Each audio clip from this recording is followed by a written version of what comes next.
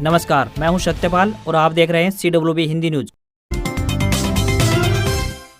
शक संवत 1947 विक्रम संवत 2082 आज ज्येष्ठ मास के शुक्ल पक्ष की नवमी तिथि और दिन बुधवार है। तदनुसार अंग्रेजी तारीख 4 जून सन 2025। सबसे पहले आज की सुर्खियां। हरियाणा सरकार लाई होम स्टे योजना, कमरे किराए पर दे सकेंगे, सरकार ट्रेनिंग देगी, 10,000 रुपए तक रोजाना कमा सकते हैं। हरियाणा के इन कर्मचारियों के लिए शुरू होगी जियो फेंसिंग प्रणाली, ऐसे काम करेगा सिस्टम। हरियाणा में शुरू हुई बिजली बिल सरचार्ज माफी योजना, ये उपभोक्ता उठा सकेंगे फायदा। हिसार चंडीगढ़ फ्लाइट की बुकिंग हुई शुरू, 9 जून से उड़ान शुरू होगी। गाड़ी में 4 घंटे लगते हैं, विमान से 45 मिनट में पहुंच जाएंगे। हरियाणा में स्कूलों के आसपास ट्रैफिक होगा कंट्रोल, पैदल यात्रियों को मिलेगा सुरक्षित रास्ता। हरियाणा में 9 जुलाई तक सरकार के खिलाफ आंदोलनरत रहेंगे सफाई कर्मचारी, इन मांगों को लेकर करेंगे प्रदर्शन।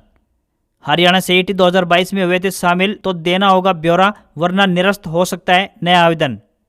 हरियाणा में एक्टिव केसों की संख्या 50 के पार पहुंची। गुरुग्राम में 6 नए मामले मिले। झज्जर में मां बेटी की रिपोर्ट आई पॉजिटिव। फतेहचंद कॉलेज हिसार में आई विभिन्न पदों पर भर्ती, इंटरव्यू से होगा सीधा चयन, बताएंगे पूरी अपडेट। गुजरात के अहमदाबाद में 24 घंटे में कोरोना के 60 केस मिले। देश में एक्टिव केसों की संख्या 4,000 के पार पहुंची। महाराष्ट्र में 2 की जान गई, अब तक 38 मौतें। और रॉयल चैलेंजर्स बेंगलुरु ने अपना पहला IPL खिताब जीता। 18वें सीजन में 8वां चैंपियन मिला। 191 रन चेज कर रहा पंजाब 6 रन से हारा। और अब खबरें विस्तार से। हरियाणा में दोपहर बाद मौसम बदल गया। गुरुग्राम में तेज बारिश हुई, फरीदाबाद में कुछ देर बूंदाबांदी हुई। पश्चिमी विक्षोभ के प्रभाव से उत्तरी राजस्थान पर एक कम दबाव का क्षेत्र बना है, जिसके कारण 5 जून तक हरियाणा, NCR व दिल्ली में 30 से 40 किलोमीटर प्रति घंटे की रफ्तार से तेज हवाएं, अंधड़ और गरज व चमक के साथ हल्की से मध्यम बारिश की संभावना बन रही है। भारतीय मौसम विभाग ने इस संबंध में येलो अलर्ट जारी किया है। इसके अलावा कई जिलों में दिन भर बादल छाए रहे। मौसम वैज्ञानिकों का कहना है कि जल्द ही मौसम साफ होने वाला है। इसके बाद तेज धूप के कारण उमस बढ़ेगी। जून के अंत में मानसून हरियाणा में दस्तक दे सकता है। प्री मानसून में अच्छी बारिश के कारण हरियाणा में मानसून में भी अच्छी बारिश की संभावना मौसम वैज्ञानिकों ने व्यक्त की है।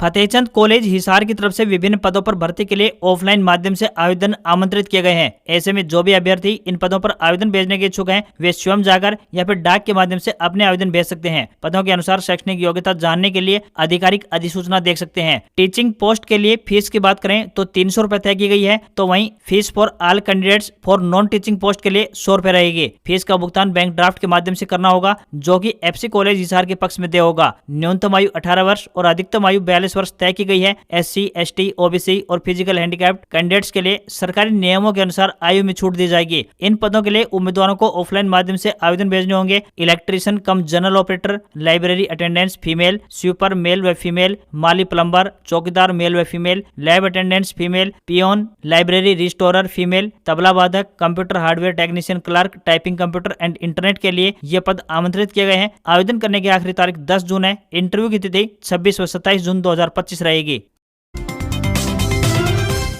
इशिता सांगवान ने अन्य बेटियों को एक संदेश दिया है। उन्होंने कहा है कि बेटियां बड़ा लक्ष्य निर्धारित करें और फिर पूरी शिद्दत से उसे पाने के लिए मेहनत करने में जुट जाएं। NDA के जरिए देश की पहली पायलट बनी चरखे दादरी जिले के गांव छपार निवासी इशिता सांगवान मंगलवार सुबह अपने पैतृक गांव पहुंची। वो सीधे गांव के बाबा जमुना दास मंदिर में पहुंची। वहां मत्था टेककर महंत से आशीर्वाद लिया। इशिता सांगवान ने अपनी उपलब्धि की कहानी भी साझा की। उन्होंने बताया कि वो कोटा में थी और उस दौरान पिता चरण सिंह सांगवान ने फोन पर बताया कि लड़कियां भी अब NDA में जा सकती हैं। यह सुनकर बेहद खुशी हुई। इससे पहले यह विकल्प न होने के कारण सिविल सर्विसेज में जाना लक्ष्य था, लेकिन उसके बाद NDA को चुना। इशिता सांगवान ने बताया कि उस दौरान 12वीं कक्षा की परीक्षा की तैयारियों में जुटी हुई थी और 1 माह के बाद NDA की लिखित परीक्षा थी। 12वीं कक्षा की वार्षिक परीक्षा के लिए जा रही तैयारी का काफी फायदा भी पहुंचा, जबकि इसके बाद 15 दिन की तैयारी कर SSB भी क्लियर कर दिया। 3 साल के प्रशिक्षण पूरा कर बेहद खुशी है। माता पिता को कामयाबी से जो सम्मान मिल रहा है, उसकी खुशी शब्दों में बयां नहीं कर सकती। इशिता सांगवान के पिता चरण सिंह सांगवान और मां अनिता सांगवान ने बताया कि पायलट की आगामी ट्रेनिंग हैदराबाद में होगी। वहीं इशिता ने बताया है कि अब प्रशिक्षण के बाद ही पता चलेगा कि अगली विंग कौन सी मिलेगी। अभी यह तय नहीं है कि वो लड़ाकू जहाज उड़ाएंगे, कार्गो विमान या फिर हेलीकॉप्टर। इशिता सांगवान ने अन्य बेटियों को एक संदेश दिया है। उन्होंने कहा है कि बेटियां अगर बड़ा लक्ष्य निर्धारित करें और फिर उसे पाने के लिए पूरी शिद्दत से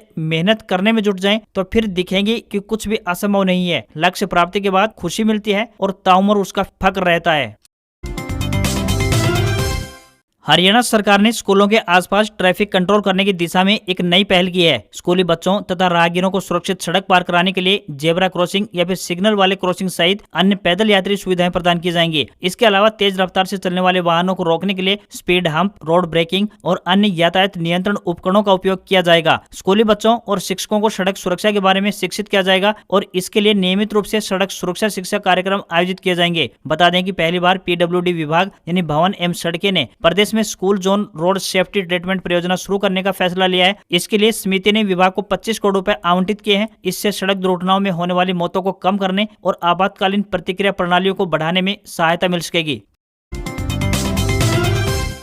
हरियाणा सरकार द्वारा बिजली उपभोक्ताओं की सुविधा के लिए नई योजना की शुरुआत की गई है। इस सरचार्ज माफी योजना 2025 के तहत बिजली बिलों पर लगने वाले अतिरिक्त शुल्क को माफ किया जाएगा। 31 अगस्त 2024 तक जो भी उपभोक्ता निगम के रिकॉर्ड में डिफॉल्टर हैं और 9 मई 2025 तक उनका नाम इस लिस्ट में शामिल है, वह इस योजना का लाभ उठा सकते हैं। उपायुक्त विश्राम कुमार मीणा ने बताया कि सरचार्ज माफी योजना के तहत घरेलू और कृषि उपभोक्ताओं का 100% सरचार्ज माफ किया जाएगा। यदि वे एक साथ पूरा बकाया राशि जमा करवाते हैं तो उन्हें 10% की अतिरिक्त छूट भी दी जाएगी। घरेलू उपभोक्ता पूरी राशि को 8 मासिक या फिर 4 द्विमासिक किस्तों में जमा कर सकते हैं, जबकि कृषि उपभोक्ता 3 किस्तों में भुगतान कर सकते हैं। इन उपभोक्ताओं के अलावा यदि सरकारी संस्थाएं, नगर निगम, ग्राम पंचायत और राज्य के PSU भी इस योजना का लाभ लेना चाहें तो वे भी एक मुश्त भुगतान करके 100% सरचार्ज जमा माफ करवा सकते हैं। इस कड़ी में औद्योगिक और अन्य उपभोक्ताओं को एक साथ भुगतान करने पर 50% तक सरचार्ज माफी का लाभ दिया जाएगा। कनेक्ट और डिस्कनेक्ट दोनों प्रकार के बिजली उपभोक्ता इस सुविधा का लाभ उठा सकते हैं।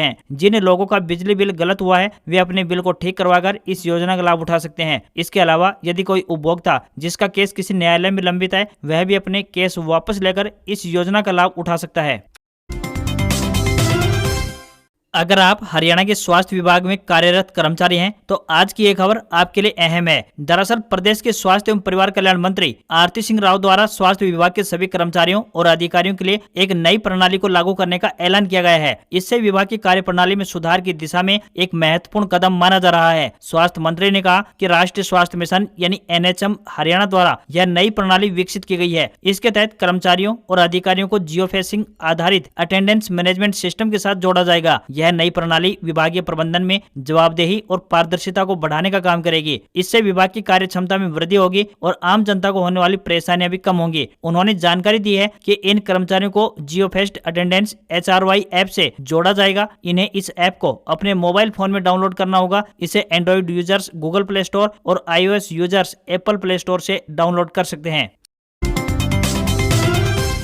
हरियाणा के पहले हिसार स्थित महाराजा अग्रसेन एयरपोर्ट से अयोध्या के बाद अब चंडीगढ़ के लिए भी हवाई सेवा को मंजूरी प्रदान कर दी गई है। चंडीगढ़ के लिए हिसार एयरपोर्ट से 9 जून को हवाई जहाज उड़ान भरेगा। बता दें कि हिसार से चंडीगढ़ की दूरी लगभग 250 किलोमीटर है और हवाई जहाज के जरिए आप इस सफर को मात्र 45 मिनट में पूरा कर पाएंगे। वहीं सड़क के रास्ते अगर इस सफर को पूरा करें तो लगभग 4 घंटे का समय लगता है। हरियाणा सरकार अयोध्या और दिल्ली की तरह सप्ताह में 2 दिन के लिए हवाई सेवा शुरू कर सकती है। इसकी आधिकारिक घोषणा अभी होनी बाकी है। हिसार से चंडीगढ़ के बीच हवाई सफर का किराया की बात करें तो 2500 रुपए से लेकर 3000 रुपए के बीच हो सकता है। बता दें कि हिसार से दिल्ली और अयोध्या के लिए हवाई सेवा की शुरुआत 14 अप्रैल से शुरू हो चुकी है और प्रधानमंत्री श्री नरेंद्र मोदी ने हरी झंडी दिखाकर इसका शुभारंभ किया था। हरियाणा में शराब के ठेकों की नीलामी में इस बार जमकर पैसा बरसा है। साइबर सिटी गुरुग्राम शहर के पौष इलाके गोल्फ कोर्स रोड पर स्थित ब्रिस्टल चौक का ठेका लगभग 100 करोड़ रुपए में बिका है। यह हरियाणा के इतिहास में सबसे महंगी नीलामी है। ब्रिस्टल चौक के ठेके के लिए 98.5 करोड़ रुपए की बोली लगी है, जबकि पिछले वित्तीय वर्ष में बात करें तो इस ठेके की बोली 48 करोड़ रुपए लगी थी। यानी इस बार नीलामी सीधे 2 गुना पैसों में हुई है। गुरुग्राम उपायुक्त अजय कुमार ने बताया कि नीलामी प्रक्रिया में पूरी पारदर्शिता बरती जा रही है। इससे सरकार को अच्छा खासा मुनाफा हो रहा है। पूर्वी गुरुग्राम में हुई शराब के ठेकों की नीलामी से सरकार को कुल 1270.4 करोड़ रुपए का राजस्व प्राप्त हुआ है, जो उम्मीद से कहीं ज्यादा है। उन्होंने बताया कि गुरुग्राम और अन्य क्षेत्रों के ठेकों की नीलामी अभी बाकी है, जिससे राजस्व में और बढ़ोतरी होने की संभावना है। इस बार सरकार ने शराब के ठेकों की नीलामी 21 महीने की अवधि के लिए की है, जिससे दीर्घकालिक राजस्व की संभावनाएं और बढ़ गई है। ब्रिस्टल चौक का ठेका गुरुग्राम के पोस्ट DLF क्षेत्र और दिल्ली बॉर्डर के नजदीक स्थित है। यही वजह मानी जा रही है कि इस ठेके की बोली इतनी ऊंची लगी है। इस इलाके में शराब की खपत, ग्राहकों की संख्या और व्यापारिक दृष्टिकोण से यह ठेका अत्यंत लाभकारी माना जाता है। अब देखना दिलचस्प होगा कि अन्य जोन में होने वाली नीलामी में यह रिकॉर्ड टूटता है या नहीं। हरियाणा में रेल यात्रियों के लिए एक और अच्छी खबर सामने आई है। रोहतक लोकसभा सीट से कांग्रेस सांसद दीपेंद्र हुड्डा की मेहनत रंग लाती हुई दिखाई दे रही है। बता दें कि उन्होंने केंद्रीय रेल मंत्री अश्विनी वैष्णव को पत्र लिखकर रोहतक से हिसार के बीच एक नई सुपरफास्ट ट्रेन संचालित करने की मांग की थी, जिस पर रेल मंत्रालय ने संज्ञान लिया है। रेल मंत्री अश्विनी वैष्णव ने रोहतक हिसार सुपरफास्ट ट्रेन संचालित किए जाने के लिए संबंधित निदेशालय को आवश्यक दिशा निर्देश दिए हैं। सांसद दीपेंद्र हुड्डा को पत्र लिखकर उन्होंने इस बात की जानकारी भी दी है। बता दें कि दीपेंद्र हुड्डा ने पत्र में लिखा था कि रोहतक हिसार के बीच एक सुपरफास्ट ट्रेन सेवा की तत्काल आवश्यकता है। उन्होंने विश्वास जताते हुए कहा कि जल्दी ही ये ट्रेन पटरी पर होगी। कांग्रेस सांसद दीपेंद्र हुड्डा ने कहा कि रोहतक हिसार रेलवे लाइन पर नई सुपरफास्ट ट्रेन संचालित होने से रेल सेवाएं क्षेत्र के आर्थिक, शैक्षणिक और वाणिज्यिक विकास में महत्वपूर्ण भूमिका अदा करेंगी। इस रूट पर रोजाना हजारों की संख्या में लोग आवागमन करते हैं, जिनमें स्टूडेंट्स, पीजीआई आने वाले, व्यापारी और अन्य कार्यों से आने वाले लोग शामिल होते हैं। यात्रा में लगने वाले समय में अब बचत होगी। लोगों को सार्वजनिक परिवहन के रूप में एक और तेज गति का विकल्प भी मिलेगा। हरियाणा में सफाई कर्मचारियों ने सरकार के खिलाफ मोर्चा खोल दिया है। इन कर्मचारियों ने प्रदेश में नियमित भर्ती और MWS एप्लीकेशन पर सफाई कर्मचारियों की हाजिरी लगाने के फैसले के विरोध में आंदोलन का ऐलान कर दिया है। आंदोलन का यह सिलसिला 9 जुलाई तक लगातार जारी रहेगा। नगर पालिका कर्मचारी संघ हरियाणा के प्रधान नरेश कुमार शास्त्री ने बताया कि अब सफाई कर्मचारी जागरूक हो चुके हैं और सरकार के कर्मचारी विरोधी फैसलों के खिलाफ डटकर लड़ाई लड़ी जाएगी। उन्होंने बताया कि फायर व पालिका कर्मचारियों के साथ साथ सरकार ने जो समझौते किए थे उन्हें लागू नहीं किया जा रहा है। इससे प्रदेश की पालिकाओं, परिषदों व नगर निगमों के साथ फायर विभाग के हजारों कर्मचारियों में आक्रोश का माहौल बना हुआ है। 12 जून को अग्निशमन विभाग के महानिदेशक के पंचकुला स्थित कार्यालय का घेराव किया जाएगा। इससे पहले 10 जून को MWS पोर्टल पर हाजिरी लगाने के विरोध में सभी पालिका, परिषद और निगमों के कर्मचारी काले बिल्ले व काले झंडे लगाएंगे। वहीं 23 जून को प्रदेश के निकाय व फायर कर्मचारी प्रदेश के मुख्यमंत्री सहित सभी राज्य एवं कैबिनेट मंत्रियों के आवास पर आक्रोश प्रदर्शन करते हुए ज्ञापन सौंपेंगे। नरेश शास्त्री ने कहा कि हरियाणा सरकार ने सफाई कार्यों में ठेका व्यवस्था लागू की हुई है। सफाई कर्मचारियों का वेतन 27,000 रुपए करने की घोषणा सीएम नायब सिंह सैनी द्वारा की गई थी, लेकिन अब तक इसे पूरा नहीं किया गया है। सफाई व सीवर कर्मचारियों के खाली पड़े पदों पर पक्की भर्ती नहीं हो पा रही है और कच्चे कर्मचारियों को पक्का नहीं किया जा रहा है। हरियाणा कौशल रोजगार निगम में 5 साल की सेवा अवधि पूरी करने वाले कर्मचारियों को 58 साल की नौकरी की गारंटी का पत्र देने तथा 5 साल की अवधि पूरी नहीं करने वाले कर्मचारियों को नियमों में छूट देकर रोजगार की गारंटी देने की मांग को पूरा नहीं किया जा रहा है। इन सभी मांगों को लेकर पालिका एवं फायर कर्मचारी 9 जुलाई को राष्ट्रव्यापी हड़ताल पर उतरेंगे। हरियाणा में ग्रुप सी और ग्रुप डी की सरकारी नौकरियों के लिए अनिवार्य संयुक्त पात्रता परीक्षा यानी CET 2025 के लिए रजिस्ट्रेशन अभी चल रहे हैं। हर दिन लाखों युवा आवेदन कर रहे हैं। हरियाणा कर्मचारी चयन आयोग यानी HSSC की तरफ से रजिस्ट्रेशन के लिए 12 जून तक का समय दिया गया है। सभी उम्मीदवारों को आवेदन करते समय बेहद सावधानी बरतनी होगी, अन्यथा उनका आवेदन रद्द भी हो सकता है। अगर आप CET 2022 में शामिल रहे हैं और 2025 के लिए अभी आवेदन कर रहे हैं तो आपको अपने पुराने आवेदन का ब्यौरा अवश्य देना होगा। हरियाणा कर्मचारी चयन आयोग के अध्यक्ष हिम्मत सिंह ने सोशल मीडिया पर एक पोस्ट साझा की है, जिसमें कहा है कि जिन अभ्यर्थियों ने 2022 के CET में हिस्सा लिया था वे सभी अभ्यर्थी इस बार रजिस्ट्रेशन करते समय 2022 CET का ब्यौरा जरूर भरें। ऐसा न करने पर ऐसे अभ्यर्थियों के रजिस्ट्रेशन निरस्त हो जाएंगे। उनके लिए पिछली परीक्षा में बैठने का ब्यौरा देना भरना अनिवार्य होगा। रजिस्ट्रेशन के दौरान पोर्टल पर CET 2022 का ऑप्शन सामने आएगा। ऐसे में उम्मीदवार को यहाँ पर अपनी जानकारी दर्ज करनी होगी। सभी उम्मीदवार सावधानी से अपना रजिस्ट्रेशन करें ताकि कोई भी समस्या न हो। हरियाणा के पर्यटन उद्योग को बढ़ावा देने के लिए सरकार अब होम स्टे योजना को पूरे प्रदेश में शुरू करने जा रही है। पहले यह योजना 4 जिलों तक ही सीमित थी, लेकिन अब सीएम सैनी ने इसे पूरे प्रदेश में लागू करने को कहा है। 6 जून से इस योजना के लिए आवेदन शुरू होंगे। इस योजना के तहत युवाओं को ट्रेनिंग दी जाएगी कि कैसे वे होम स्टे को संचालित कर आत्मनिर्भर बन सकते हैं। ट्रेनिंग के लिए उम्र की बाउंडेशन लगाई गई है। 15 साल से 29 साल तक के युवा ही इसके लिए एलिजिबल होंगे। बता दें कि हिमाचल प्रदेश में यह योजना चल रही है। वहाँ के लोग अपने घरों के कुछ कमरों को गेस्ट हाउस के रूप में किराए पर देकर 10,000 रुपए प्रतिदिन कमा रहे हैं। अभी हिमाचल प्रदेश में होम स्टे की सुविधा है। यहाँ लोग अपने घर के कुछ कमरों को गेस्ट हाउस के रूप में किराए पर दे देते हैं। इनके रेट 1,000 रुपए से लेकर 10,000 रुपए प्रतिदिन है। सरकार ने प्रदेश के युवाओं को रोजगार और स्वरोजगार के लिए नए अवसर प्रदान करने के लिए होम स्टे योजना को पायलट प्रोजेक्ट के रूप में लिया है। योजना पहले 4 जिलों पंचकुला, कुरुक्षेत्र, गुरुग्राम और फरीदाबाद तक सीमित थी, लेकिन अब सरकार ने इसे पूरे प्रदेश के युवाओं के लिए खोल दिया है। सरकार का मानना है कि यह पहल न केवल पर्यटन को बढ़ावा देगी बल्कि स्थानीय स्थानीय युवाओं को आत्मनिर्भर बनाने में भी मदद करेगी। आवेदन प्रक्रिया को सरल रखा गया है ताकि ज्यादा से ज्यादा युवा इस अवसर का लाभ उठा सके। यह ट्रेनिंग पूरी तरह फ्री होगी, जिससे आर्थिक रूप से कमजोर वर्ग के युवा भी इसमें हिस्सा ले सकें। ट्रेनिंग में होम स्टे प्रबंधन, हॉस्पिटैलिटी, स्वच्छता, ग्राहक सेवा और पर्यटन से संबंधित अन्य आवश्यक कौशल शामिल होंगे। सरकार का लक्ष्य इस योजना के माध्यम से ग्रामीण और शहरी दोनों क्षेत्रों में पर्यटन को बढ़ावा देना और स्थानीय संस्कृति को पर्यटकों तक पहुंचाना है।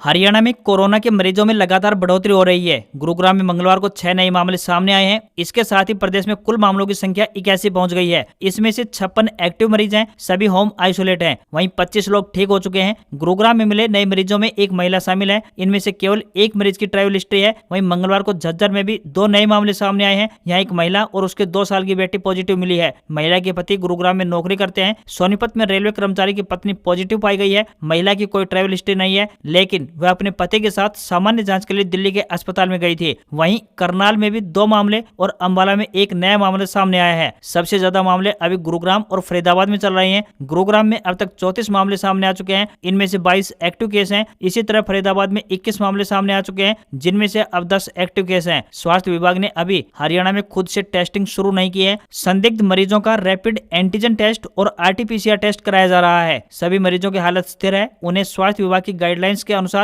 होम आइसोलेशन में रखा गया है। Faridabad deputy CMO doctor Ram Bhagat ने जिले वासियों से अपील की है कि वे कोरोना से बचाव को लेकर सतर्क रहें। केवल जरूरी काम से ही घर से बाहर निकलें। सार्वजनिक स्थानों पर मास्क पहनें और नियमित रूप से हाथ धोते रहें। भीड़ भाड़ से बचें और अपने आसपास सफाई बनाए रखें। यदि किसी को जुकाम, खांसी या बुखार जैसे लक्षण महसूस हों तो तुरंत जांच कराएं और दूसरों से दूरी बनाए रखें। कर्मचारी चयन आयोग यानी SSC ने सिलेक्शन पोस्ट फेज 13 भर्ती का नोटिफिकेशन जारी कर दिया है। इस भर्ती के लिए उम्मीदवार आयोग की ऑफिशियल वेबसाइट ssc.nic.in पर जाकर आवेदन कर सकते हैं। एजुकेशनल क्वालिफिकेशन की बात करें तो पद के अनुसार 10वीं, 12वीं व ग्रेजुएशन की डिग्री होनी चाहिए। एज लिमिट न्यूनतम 18 साल और अधिकतम 37 साल होनी चाहिए। सामान्य वर्ग की महिला 5 साल की छूट मिलेगी। आरक्षित वर्ग के लिए पुरुष 5 साल की छूट, महिलाओं को 10 साल की छूट मिलेगी। साथ ही भूतपूर्व सैनिकों के लिए 3 साल की छूट दी गई है। फीस की बात करें तो जनरल OBC के लिए 100 रुपए फीस है। SC व ST के लिए निःशुल्क रहेगा। सैलरी पहले 5 साल तक 26,000 रुपए प्रति माह मिलेगी। वहीं 5 साल पूरे होने के बाद 19,900 रुपए से लेकर 63,200 रुपए पर मंथ मिलेगी। लास्ट डेट 23 जुलाई 2025 रहेगी। भारतीय शेयर बाजार में गिरावट देखने को मिली। सेंसेक्स 636 अंक गिरकर 80,737 के स्तर पर बंद हुआ। वहीं निफ्टी में भी 174 अंक की गिरावट देखने को मिली। ये 24,542 के स्तर पर बंद हुआ। सेंसेक्स के 30 शेयरों में से 29 में गिरावट और सिर्फ 1 में बढ़त देखने को मिली। वहीं निफ्टी के 50 शेयरों में से 43 शेयर लाल निशान पर बंद हुए। बैंकिंग, IT और एनर्जी शेयर ज्यादा गिरावट रही। 10 ग्राम 24 कैरेट सोने का दाम 187 रुपए बढ़कर 96,867 रुपए पर पहुंच गया है। वहीं चांदी का भाव 2,699 रुपए बढ़कर 1,460 रुपए पहुंच गया है। 28 मार्च को चांदी ने 1,934 का अपना ऑल टाइम हाई भी बनाया था। वहीं दिल्ली में 10 ग्राम 22 कैरेट सोने की कीमत 90,950 रुपए और 10 ग्राम के ही 24 कैरेट सोने की कीमत 99,060 रुपए पहुंच गई है। आज खबरों में बस इतना ही। देखते रहिए आपका अपना हरियाणा का सबसे बेहतरीन news channel CWB Hindi news. नमस्कार। इसी आशा के साथ आपका दिन शुभ रहे।